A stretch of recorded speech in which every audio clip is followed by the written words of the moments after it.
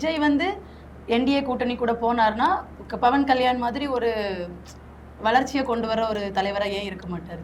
பவன் கல்யாண் வளர்ச்சி என்னை கொண்டு வந்தாருன்னு எனக்கு தெரியல. கிராம சபை கூட்டங்கள் நடத்துறதுல நம்பர் 1 வந்திருக்கிறாரு அப்படின்னா கூட்டத்தை யாருனாலும் நடத்தலாம்.